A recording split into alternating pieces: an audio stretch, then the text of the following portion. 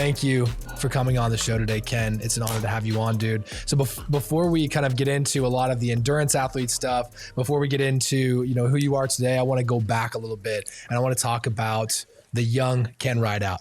What were you like when you were a kid? What was your life like?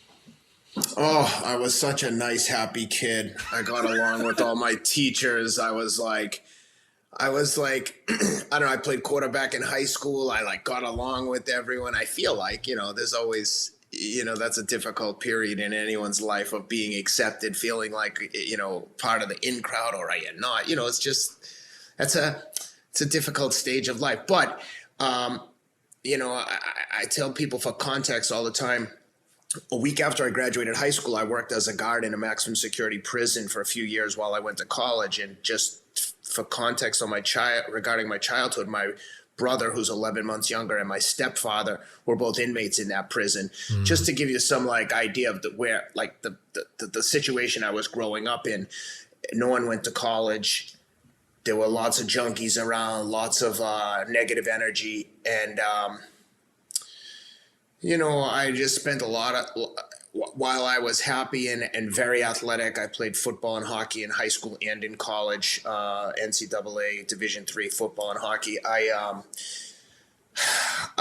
I was very anxious as a kid regarding my living arrangements. I was never, ever comfortable where I was. It was a very stressful, uneasy environment. But at the same time, when I look back at it, I was so carefree and so confident that I was getting out of there. It was just, it couldn't happen fast enough. When I moved to college and lived in college, I just thought I could live here forever. I'm so happy to be out of basically the hell that I was in, just in that the instability and the constant chaos that was happening. But, and then when I got to college, I realized how ill prepared I was to be an adult. It was an eye-opening experience, and it was where I started to struggle with who I was, and I just wasn't prepared to be on my own and be an adult.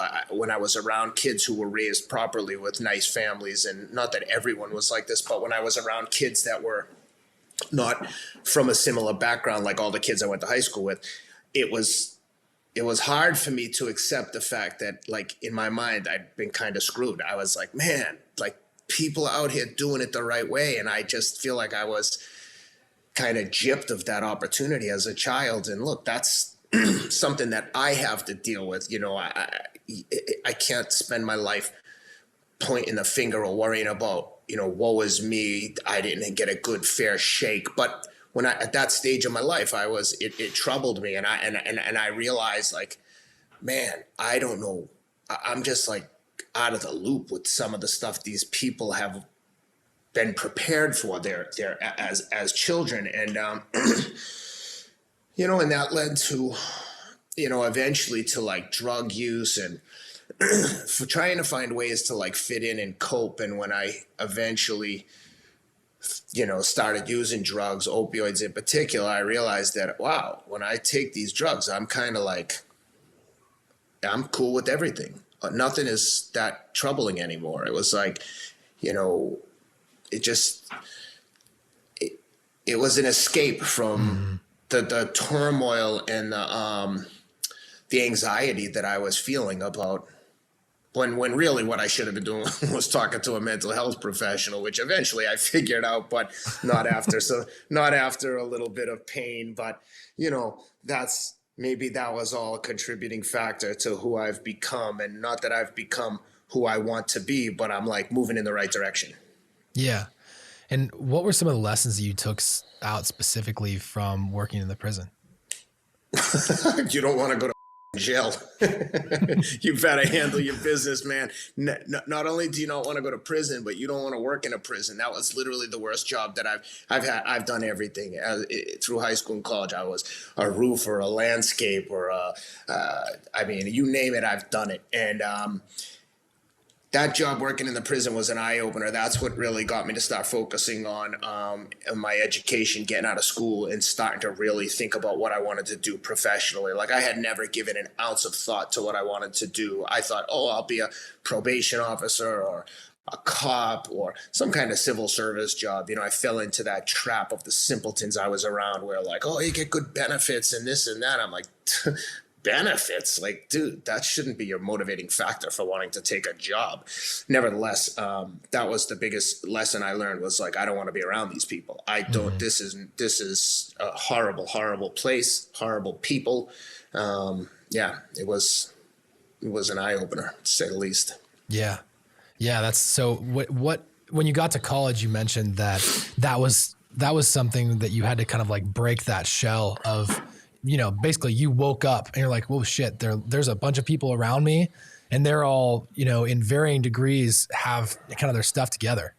Yeah. Like, and you talked about that in another podcast I listened to. Like one of them was like, oh, I need books to go to college, which means I have to figure out how to buy these books. Like what were all the things that you ran into in that journey? Like, how did that go? At the time it seemed like insurmountable, like how am I going to do this? But now in hindsight, having 4 kids and real responsibilities, I'm like, oh man, that was so easy. But when you're a young guy and you don't know how you're going to pay for things, it's like a crash course in reality. There was no safety net. No one was bailing me out. If you didn't have the money for the books, you ain't getting the books. You better figure out how to beg, borrow, and steal to get them. And, yeah, it was just an exercise in like overcoming adversity. Yeah. And that's something you're obviously a huge proponent of is overcoming adversity, just physically, mentally. A lot of people look up to you in like the mental toughness space. You've done what people couldn't imagine doing at age 48, 49 years old. 50. Running 50 years old now. And I'm talking about when you were, when you got first place at the New York City Marathon. 233, right? Yeah, I won the Masters division. So I at 50, I won the 40 and over category, which to me was like of everything I've ever done athletically, by far my proudest achievement. The time wasn't great. I've run 228. I ran 228 at Sacramento Marathon in December of 19. And then this past October, I ran 229 in London. And then 6 weeks later in New York, I ran 233. But New York's a harder course, and 233 on that day was fast enough to beat every single person over 40, men and women, pros and amateurs. And, I joined a crew of guys that are superheroes to me, at least in the running space. Meb Keflezighi, Abdi Rahman, like guys that I'm lucky enough to call my friends. But those are previous winners. Like Abdi Rahman is a 5-time U.S. Olympic runner, 5 Olympics as a runner.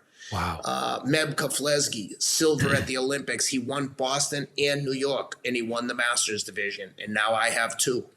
So yeah, it was pretty. That was one of those moments where I feel like I did it. All right, yeah. I got it. And guess what? My life the next day was the same as it was the day before. I just had the novelty of saying I won the Masters division. Right. Nothing changed. Yeah. I still ran 10 miles the next day. I love that.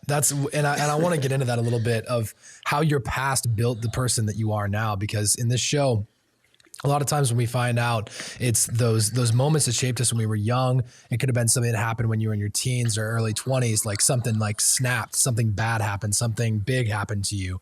And so what would you say like that moment was for you? Was it a bunch of little moments over time, or did it finally like snap and hit one day and like you just became this person? Like, how did it work for you? No, I didn't just become this person. I always wanted to improve. Like when I graduated from college, I worked for a minute as a pharmaceutical salesperson in New York City, but I saw all these young guys at the gym I was going to working in finance, and they all seemed to be rich, relatively speaking. And I was like, damn, man, all these guys are making money in finance. I want to do that. But if you had told me in high school, even in college, to go to New York and work in finance, it would have been the equivalent of telling me to go be an astronaut. I was like, I wouldn't even know where to start. But I got a job as like an entry-level interdealer broker, like a junior guy, and I just started grinding. And once I had my fat ass on this on the field, I just out hustled and outperformed a lot of people. And it sounds crazy because like saying it back now, this is the reality of what happened. But I never felt like yeah, I'm killing these guys. I'm better than them. I'm good at this. I always felt insecure and suffered from this like fraud complex, imposter syndrome. But I just knew that, I know in hindsight, consistency is the key. Like showing up is 80% of the battle. So I just show up, keep hustling, keep grinding, a couple things break here and there, go right. And the next thing you know, I was like running all of commodity sales and trading 2 years later at Cantor Fitzgerald for all of Europe and Asia, living in London, making, $1 million+ dollars. Like it's shocking to me to even say it back now in hindsight. Yeah. At one point I was flying on the Concorde back and forth from London to New York. It was like someone else's life. It like happening before me. But with regards to the mindset stuff, so I was always hustling, but, and then as an adult, as a professional was, still using opioids on and off, like a painful, torturous cycle. And then eventually I discovered, endurance sports and started riding my bike and doing triathlons. And I was like, these two things don't really mix. And I just had to make a decision of like, yo, this is not the way to live your life. Like this short-term escape from reality is not a long-term solution. And that was a painful period in my life of just, I look back with such regret of the time that I wasted, being either using drugs or being in withdrawals from drugs or being like a sober addict. It was whatever, it's like, that's my journey. But once I started to get into endurance sports and recognize that that was my outlet, that was like the high that I could use to combat like anxiety and depression, I poured everything into it, but not at the cost or not to the not to take away from anything else in my life. But I'd get up first thing in the morning, work out 1 to 2 hours. I try to do something in the afternoon right before dinner, and just constantly keep myself busy to avoid that, idle mind syndrome, where idle mind start thinking about like, oh, what can I do to like take up the next couple hours, Right. And then, I started to have some success with the endurance sports, and it was rewarding. And I kind of found a niche and found my own like tribe of people and people that I connected with and identified with, and, found a whole network of people that had shared interests. And I credit endurance sports with like 99% of my professional success to date, because most of the financial deals that I have done, I work in basically banking for all intents and purposes, and most of the deals that I've done of substance have been deals that I've done with guys that I have a shared appreciation or affinity for endurance sports. Yeah, I feel like that's pretty common. You get to the highest levels, especially when it comes to guys going to the gym. I've noticed in a lot of my friends too, is after, you go to the gym for so many years, you just like work on your physique to like look better, but then they start asking the question, like, is there something more? And that's really where a lot of it starts for people. And it sounds like that you had somewhat of a similar path, but probably accelerated based upon you wanted to find a new addiction, right? I mean, like you wanted to find something better to be addicted to. Is that fair to say? Yeah, definitely. And working out for aesthetics is like a very, very hard goal. Working out, because that's not something where you can notice a difference week to week. It's months and months, but not unlike endurance sports. You're not going to get better in a week running, but you can get better month to month with runs. But I just find aesthetics to be very, very difficult to motivate for. It's like a byproduct of hard work. Just going to the gym didn't do it for me. Like I needed goals. I needed like a competitive outlet. And look, I was never the strongest or fastest guy in the world, but if I could combine a bunch of the things and find something that A, interested me, B, I had some like acumen at, and C, there was like a competitive outlet, and it just coincidentally I discovered like triathlon, and so that's really what I was into first. And I did the Ironman in Hawaii 3 times, and that was very rewarding. First just qualifying to race in Hawaii was a big deal. There's only 2,000 people, hundreds of thousands of people try to go around the world, and then I started trying to like be competitive in my age group, and I eventually did like 9:39 there, which was okay. I mean, I would have liked to have been like, half an hour, 40 minutes faster, but It is what it is. And through that journey, I started to recognize that I was getting better running, and then slowly shifted over to focus just on running. It was also a huge time savings too with 4 young kids. It made more sense. Like, I mean, I was riding my bike. Man, I was running like 50 miles a week and riding my bike like 300 or 400 miles a week. It was just took up a lot of time. Plus swimming. It seems unbelievable in hindsight. Yeah. To think about how much time went to that. So but there was a time though where you looked at those people. I remember from something else I read that you looked at those people that were running in Hawaii, and you're like, no way. And that was when you were like in your mid-adult life. Like what changed in your mind? Was it just starting to like run? What did you change about yourself? What behaviors changed in you?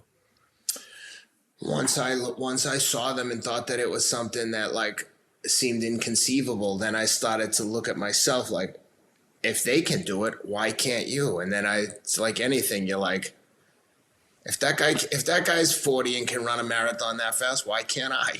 And I just went about taking steps to achieve that goal. I don't know what it was that got me moving initially, but the minute I did one race, I was like, oh, I can beat these guys. Like I always tell people, like these guys, at the end of the day in these endurance events, no one's going to punch you in the face when you're tired. So it's basically just you against yourself. Like you have to be willing to like get dark and suffer.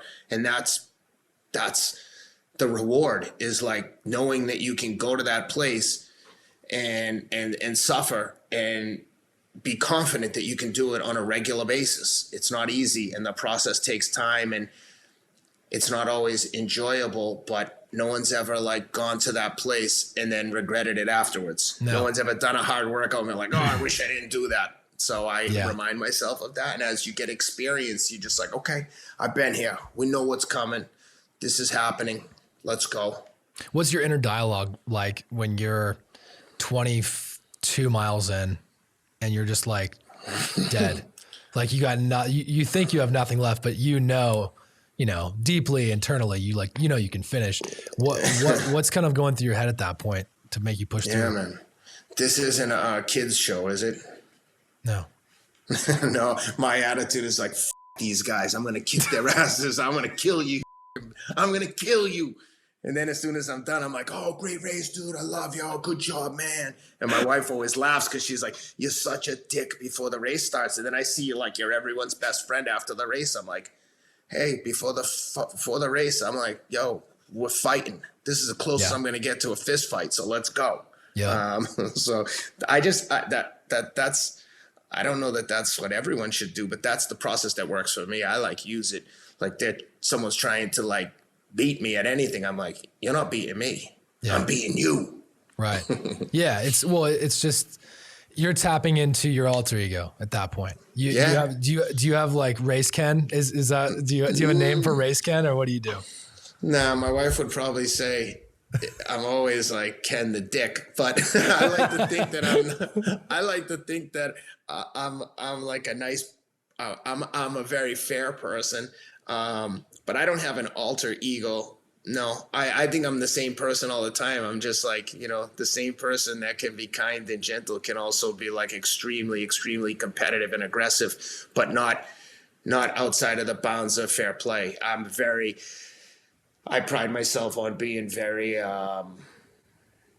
honorable. I take pride in doing things the right way.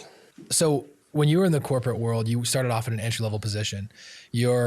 You're there, you were just getting started. What happened? What were the behaviors you had every single day when you went in there to basically start climbing that corporate ladder and really just like dominating the people around you? I would say that the key to like what has worked for me is like consistency and routine and structure. Like I've always worked out, so I would always like to either work out before or after work. I think that the more you can get done early in the day, the better you are to get some early wins under your belt to start the day out right, set the tone for the day. So now I always do it first thing in the morning. Good. Even if we go skiing with the kids, I'll get up and run 10 miles in Aspen, in the snow, whatever. Yeah, every day. It's without fail. Like it's it's a non-negotiable. And to me, that that's what has helped me. Again, I hesitate to say be successful, because what is successful? Like, I mean, relative to where I was in my life, yes, successful, but relative to like Jeff Bezos and Elon Musk, I got work to do. So Yeah. I hesitate to say success, that I've been successful, but what's worked for me and helped me to get to where I am right now is structure and consistency and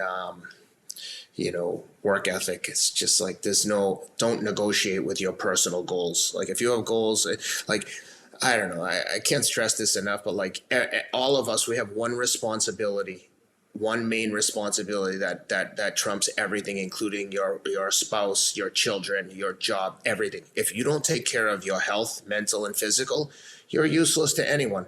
So if you are sacrificing your physical and in some cases that can be combined with mental exercise, by skipping workouts and not doing what you need to do for you to make sure you're at your best, then you're doing yourself and everyone around you a disservice. And I'm far from perfect. My wife would say, "You better find some more tools then, because it ain't working." But that's the truth of it. Is your first responsibility in the whole world is to take care of yourself and your well-being. You only get one body, one brain. Take care of it.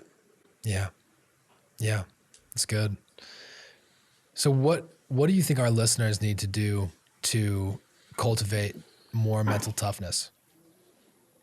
Structure and routine. Set some goals. And like, I was talking to my friend Jesse Itzler about his Jesse.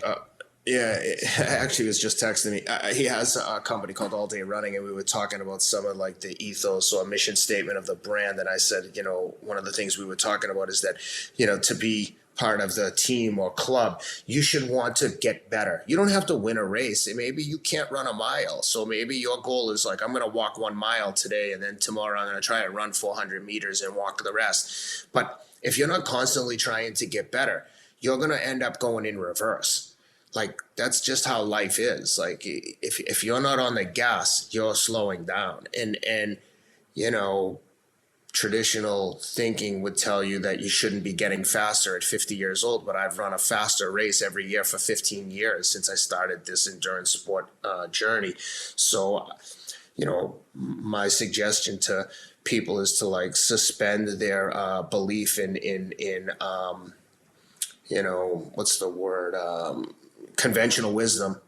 Like, just because the majority of people believe something to be true doesn't necessarily mean that's the case. Everyone, if you look at the extremely successful people in the world, the Elon Musk, Jeff Bezos, Bill Gates, at some point in their journey, people thought they were nuts or that they were dopes or nerds but the point is, interesting, highly successful people tend to be different because they're not going with conventional wisdom. They're bucking the trends. They don't want a 9 to 5. They don't want to just take the easy way out. They'd rather like go down swinging or hit it out of the park.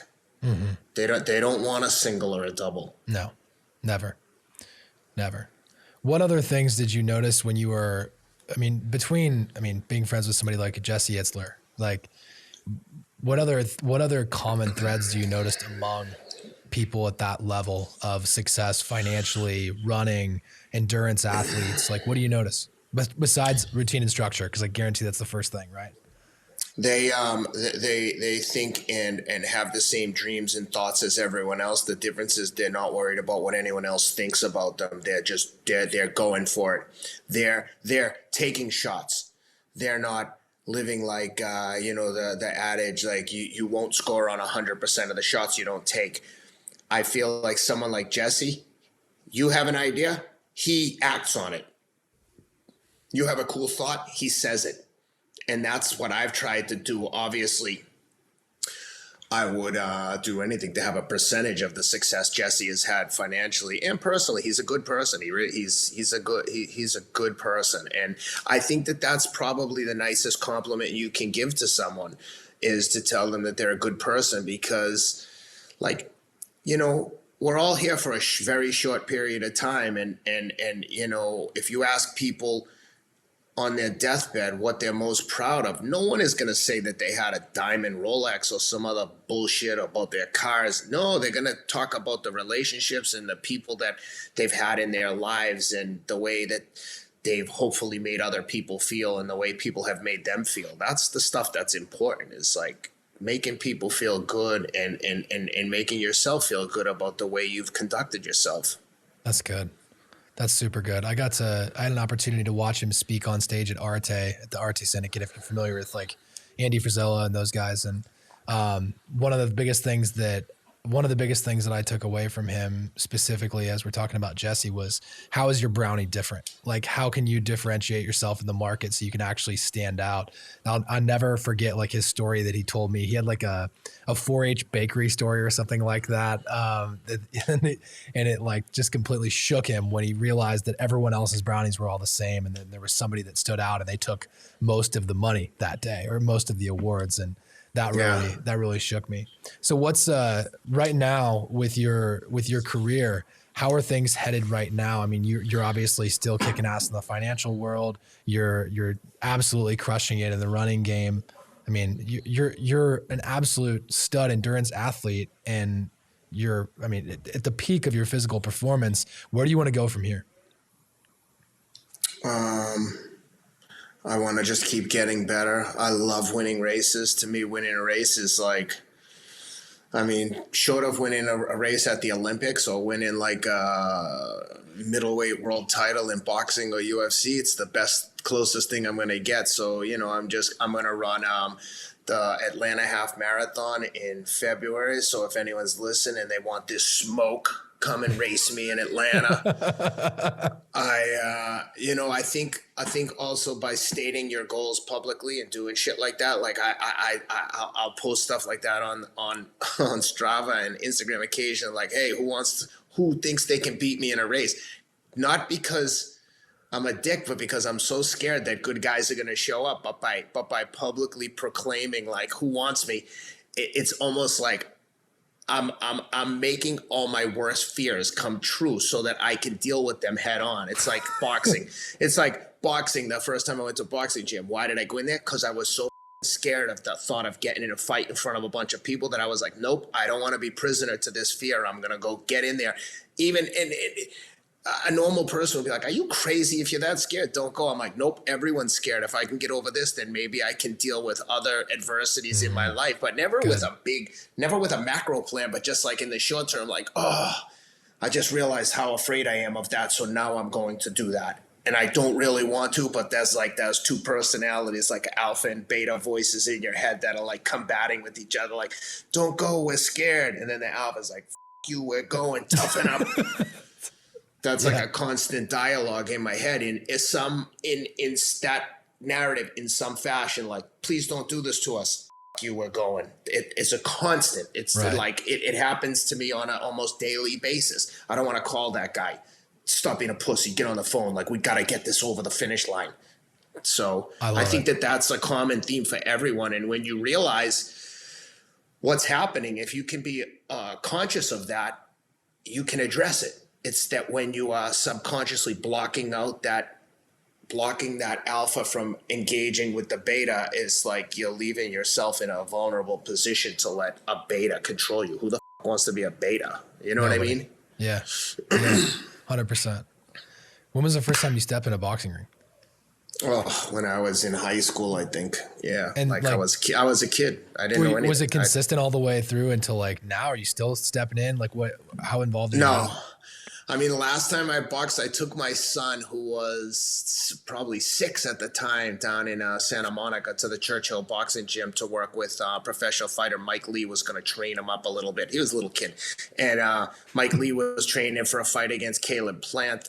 Maybe it was before, around that time. Mike was an undefeated super middleweight / light heavy, so 168 to 175, probably weighed 190 at the time. I weigh 170, and he was down there, so he worked with my son, and then he said to me, hey, you want to get in the ring and move around a little and spar? And I was like, no. And my son was like, Dad, get in there. And I was like, oh my God, I'm doing this. Oh, I don't want to do this. I mean, dude, even getting punched lightly in the face by a professional fighter is unpleasant. But I was like, all right, let's do this. So we got in there. Actually, my friend Rob Moore, who produces the my podcast, The Fight with Teddy Atlas, as well as the Andrew Huberman podcast, and the David Sinclair Lifespan podcast. He was there with me. He was doing PR for Mike Lee, so he had pictures and video of it. And I was like, burn that video, dude. Burn it. Get it out of here. That's awesome. What's your big target in 2022? Obviously winning Atlanta.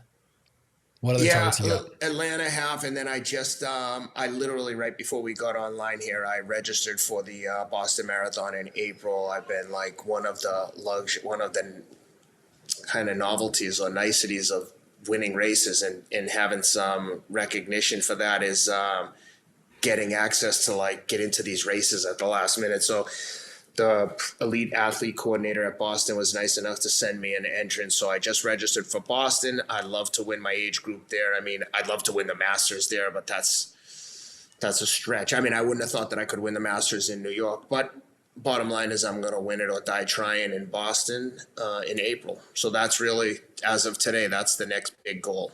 So I'll start really training when this snow goes away in a day or two. Yeah, that's the fortunate thing about living in Nashville is it doesn't last very long once it does happen. No, definitely doesn't.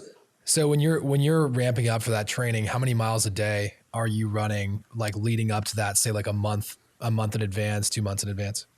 My big weeks in a build up for a marathon, so it's call it 12 weeks averaging. I think for London, I averaged 87 miles a week with a couple of 100-mile weeks. So that's typically what it is, like, call it 15 miles a day, but it's never, it's like, let's say 10 miles one day, 12 the next, 10, 12, 10, 22, 10, like that.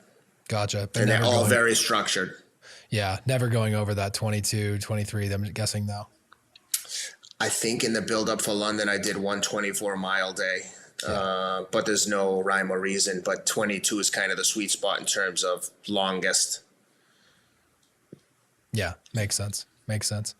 That's super cool. I asked my buddy Alex, I said, what questions would you have specifically for Ken? And he said that he loved the way that you were able to just like network with people. The fact that you were able to, your network is crazy. I mean, we just got done talking about Jesse. You're really good friends with Brian Mazza. Like how do you network, and what advice would you have for our listeners when it comes to networking? Yeah, that's a good question. I think when you start trying to consciously network, you realize that I would never describe what I do as networking. I think that the minute you view your friendships and relationships as a network, you're already losing. I don't think of it like that. I would never think my network. I'd say, oh, my friends, like I have some really good friends. Brian Mazza. If Brian Mazza said to me, hey, I just killed someone by accident, I got to bury this body, I'd be like, oh, Jesus. All right, dude, I'll be right over, but put us in a bad position here. That's I think that when you have that kind of sincere appreciation for your friends, and the same goes for Jesse. My friend Rob Moore is one of my best friends who produces the podcast. And Rob Moore he's a legend behind the scenes. He produces the Andrew Huberman podcast, and in 1 year they have 1 million subscribers, I think, on YouTube. Wow. But he's the man. He's like, we had my friend David Sinclair, who's the longevity scientist, the genetics professor at Harvard Medical School. Like Rob had him booked on Rogan 3 times. Like he's got relationships with everyone, Joe Rogan, Tim Ferriss. Wow. So just through,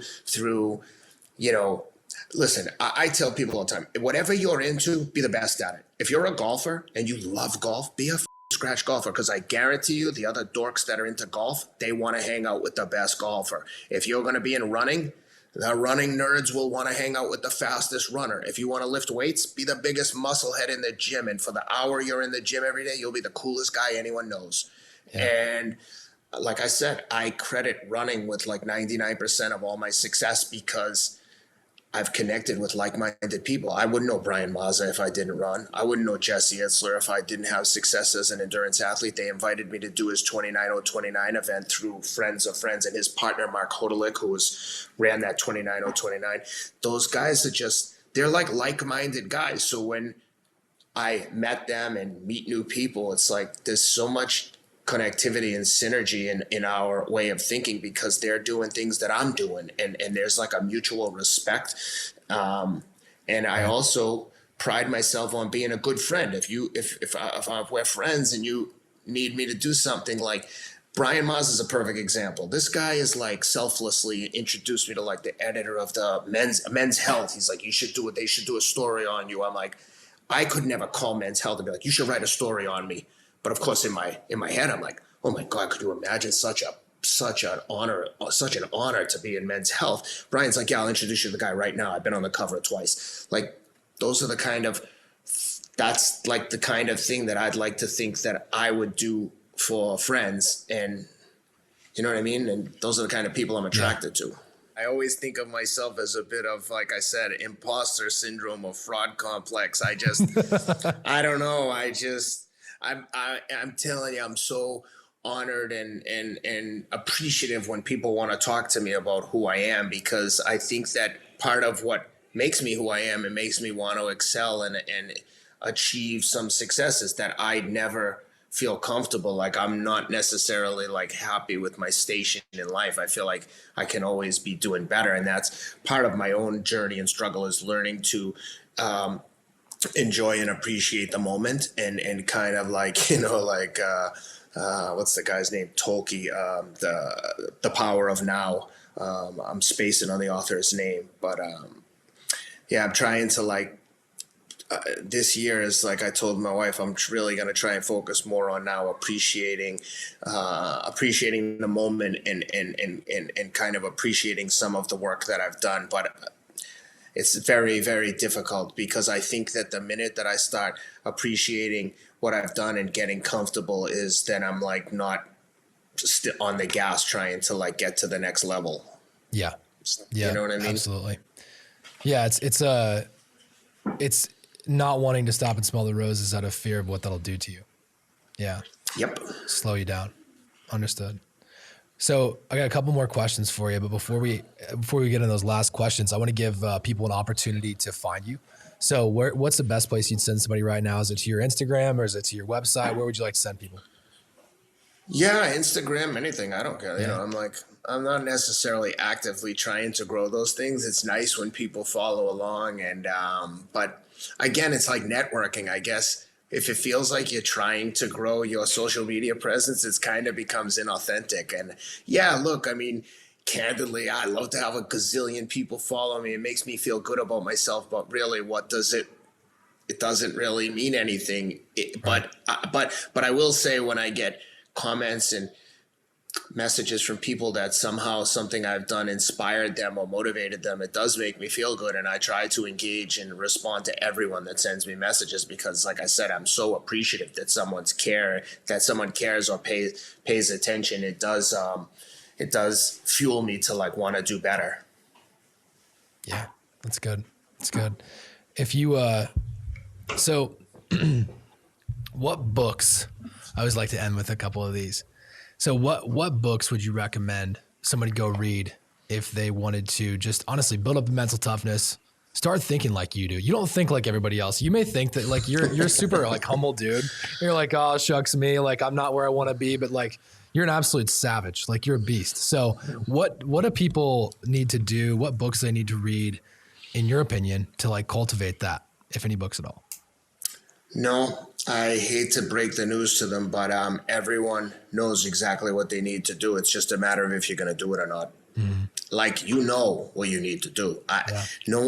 Everyone's looking for a hack or a shortcut. There is no shortcut. That's the secret. Like, there is no fucking easy way to get up at 6 o'clock in the morning and run 10 miles every single day before you start your day. And when I say every day, last year I ran 3,550 miles, like 60 miles. So I was 90 miles short of 10 miles a day average for an entire year. But that's been going for several years. So I say, for starters, if that's something that you aspire to achieve, is to like be a good runner, like I just gave you the roadmap of how to do it. Every single workout that I do is available on Strava. There's no secrets. There's no shortcuts. It's just a mental exercise of like, can you get comfortable with being uncomfortable? Because it's uncomfortable to do this all the time. But I've beat it into my DNA so hard that it's like, if I didn't do it, we have a problem. Right.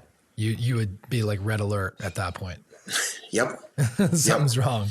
Absolutely. The only times that I haven't run is if I've been genuinely sick, and like I just got over COVID. I didn't miss a single day. I think a couple of the days I ran less than 10.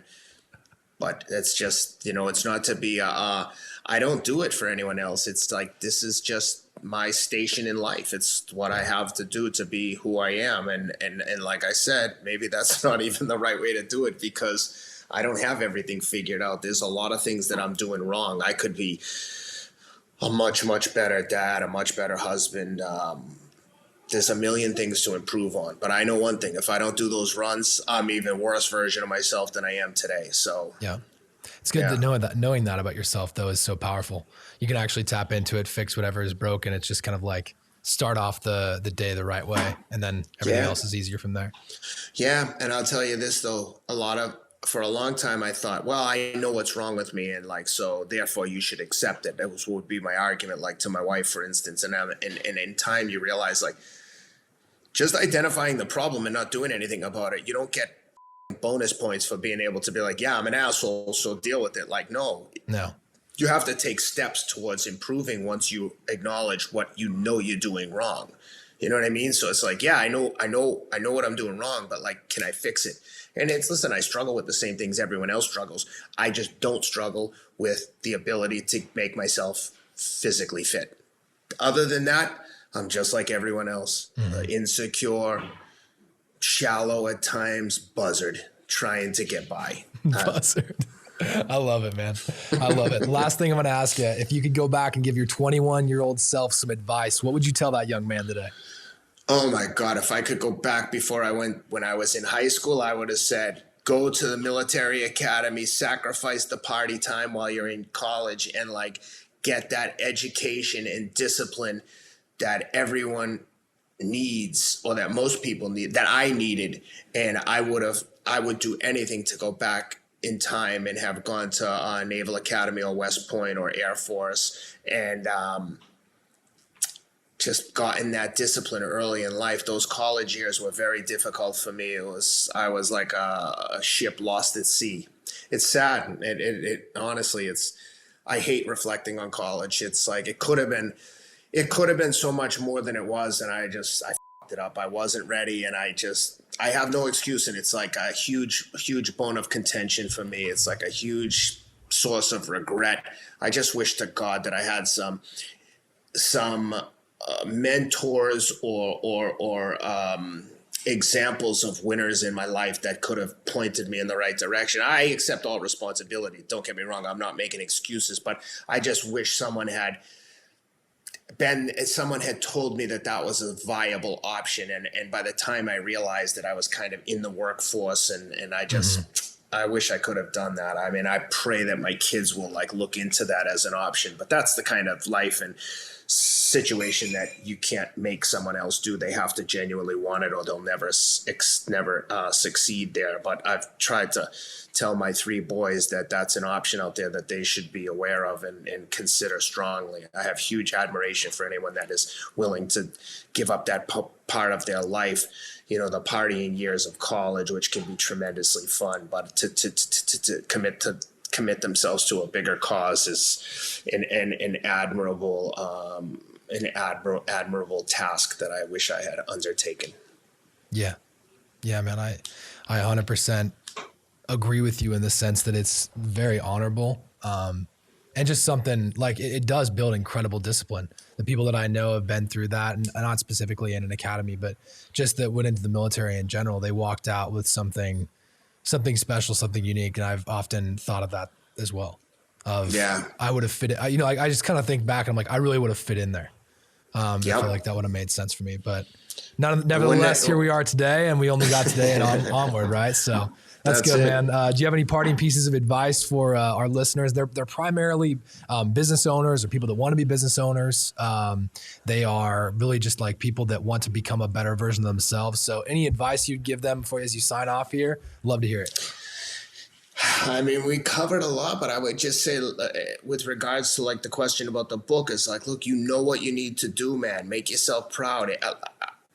I've been lucky in that I've earned some recognition from people like yourself through simply hard work. It sounds so cliche, but like, I've done nothing special other than get up and train hard every single day and work hard. There's no shortcuts. There's no hack. If there was, everyone would be using it. Invest in yourself, man. We only get one run through this simulation. Like, make the most of it. You're in control of your own destiny. No one is coming to help you. You have to be your own best ally. You have to remember that it's you versus everyone, and take on that mentality of like, if you have to like have an antagonist or an enemy, like create one in your head that you're competing against, whether it's your competition in business or real or perceived, like it's you versus everyone. Stop waiting for someone else to come and help you. You have to be your number one ally. And that's kind of the narrative that I go through with myself of like, no one's coming. I'm on my own. Yeah. Sink or swim.